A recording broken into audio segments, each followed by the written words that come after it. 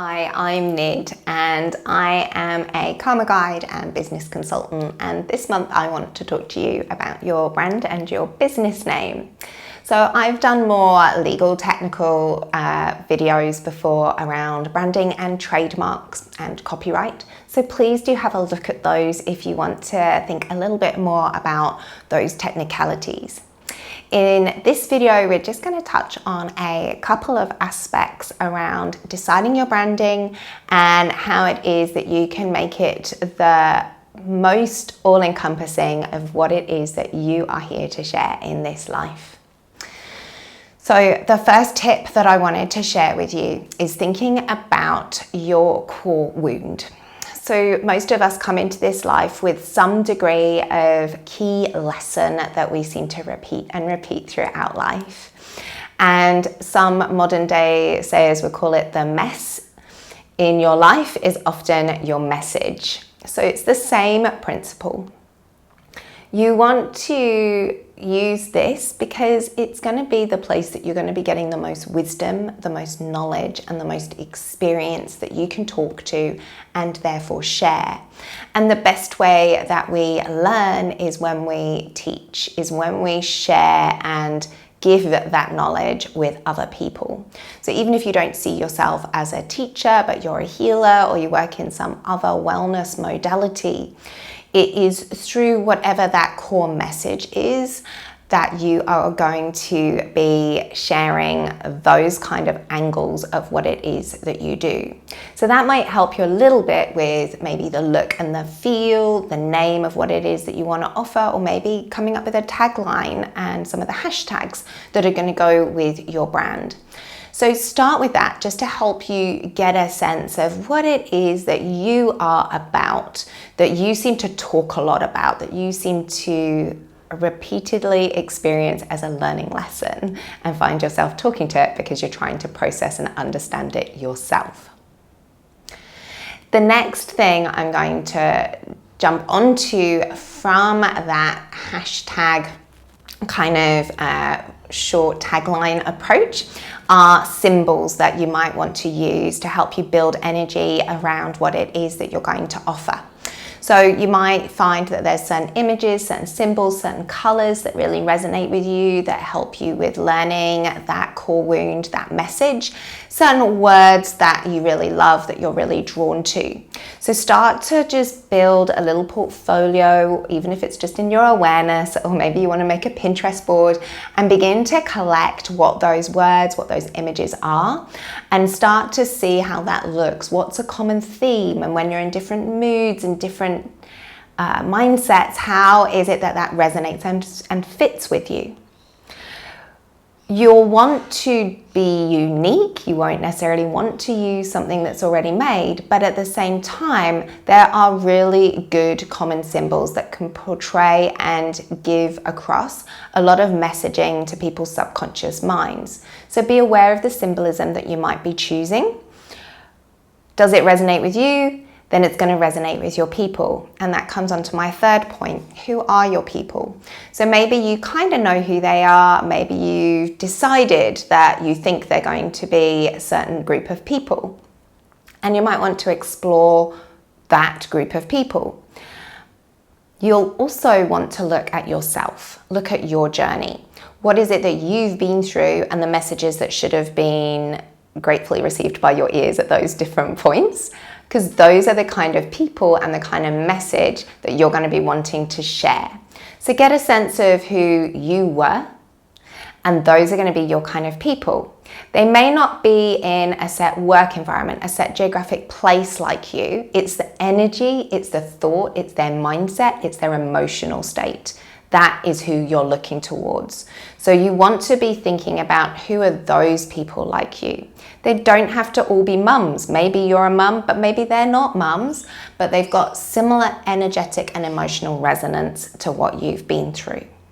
So just take that moment to check in with those people. Where are they found?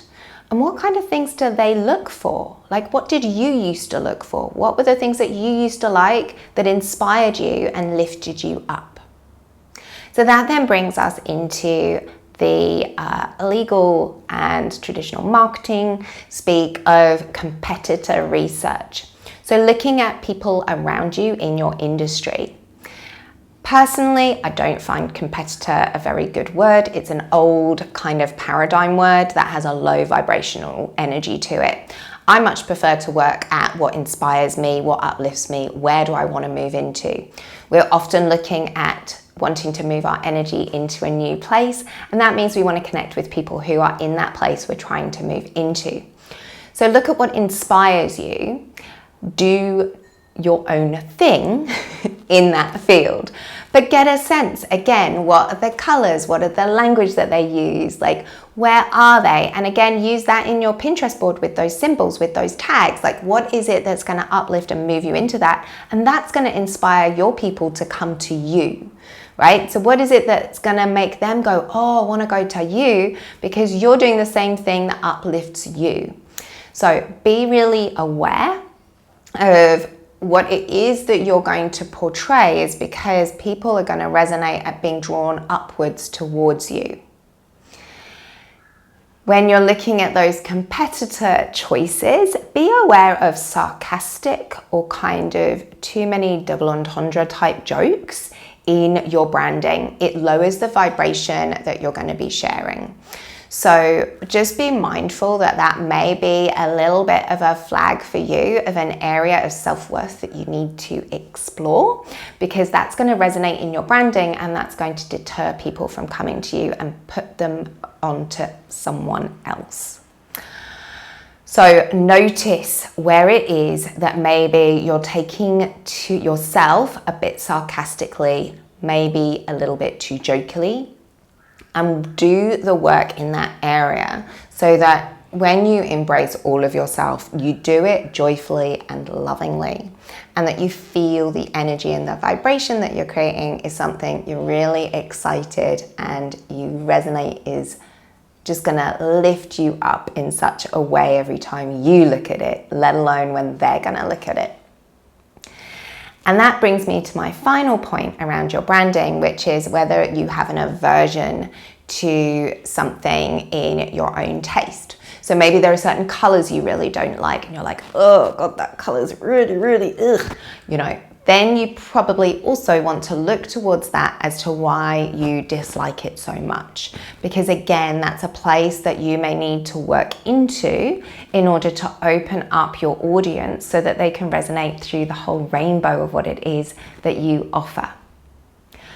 So be aware of your rainbow of color and representation, and whether or not you're resonating with the different colors of the rainbow may show areas of work. And again, you're going to focus down and pick set colors for your brand that are going to feel the most aligned to your core message, to uplifting your people, to the symbolism, the tags, the other people that inspire you and lift you up, and that you've worked through as to not having any kind of an aversion to. And then my final key point of all of this is we can often feel really rushed and like we need to get something up and running. If you're really taking your time, you're feeling quite slow, remember nature moves slowly. Take time and be patient with yourself to come up with the real quality of who you are. So explore, do some cheap mini branding examples and trial them out and see what fits and how it feels. And as you're doing that, see what kind of people it attracts and it doesn't attract. And what that's going to start to do for you is just give you a sense of where you're going towards and what's going to work for you. Because one of the key things when it comes to trademark law is that we want to have something that is distinctive, and that is something that can either be because it's so unique, or it could be something that's acquired over time because the quality of it is so specific. It acquires with experience and with patience this real unique standout of the crowd.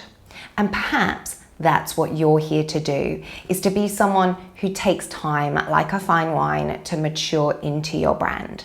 So don't rush, don't feel like you have to rush. Embrace all of those aspects and do the work on the parts of branding that feel uncomfortable. Play with words in the same way you do with colour. Really explore and play and get curious and have fun with it. And when you hit a wall, you know that there is a little bit more work around your self-worth and your confidence in how you present yourself that you're going to dive into and clear, so that then you can explore even further that full rainbow of what it is that you're going to represent.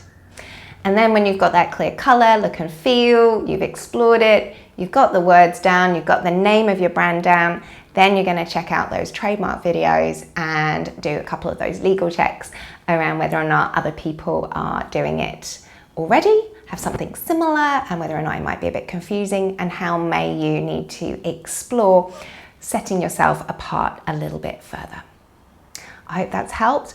Look forward to seeing you on the next video next month. In the meantime, if you wanted to join one of the free or monthly webinars, it would be wonderful to have you there to delve into all of those wonderful business basic tips that you need to get your business up and running.